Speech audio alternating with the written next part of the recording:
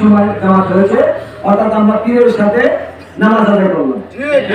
আমরা আমার পীরের সাথে জাতীয় পার্টির মহামান্য চেয়ারম্যান হিজবুল্লাহ ইমাম উনি এমন কর্মসূচি দিয়েছেন, আমরা পীরের দরবারে যেতে পারি নাকি সারা বাংলাদেশে 10টার মধ্যে 10টায় জামাত, আমরা 10টায় জামাত করছি। পীরের সাথে করছি কিনা?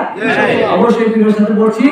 আমরা যারা এখানে আয়োজন করেছি জাতীয় পার্টির পক্ষ থেকে, আমাদের অনেক ভুল ত্রুটি হয়েছে, অনেক কথাবার্তা বলছি, আপনাদের মনে কষ্ট না নিয়ে আল্লাহর রহমত আজকে যে ঈদের খাতিরে সকলে আমরা ভাই ভাই নাকি সকলকে ক্ষমা করে দিয়ে আমরা সকলকে ক্ষমা করে দেব।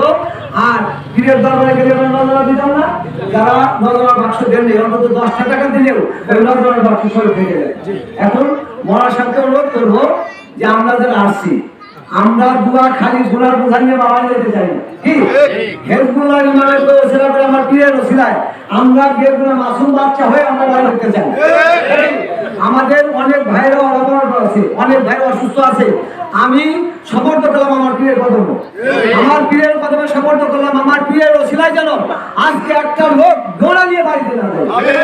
অর্থাৎ আজকের শান শওকতে রাসূলের শান শওকতে আমরা মিলাদ করেছি, সালাম দিয়েছি নাকি কেমন করেছি, মহব্বত আজকে কিন্তু জজবা তৈরি হয়েছে।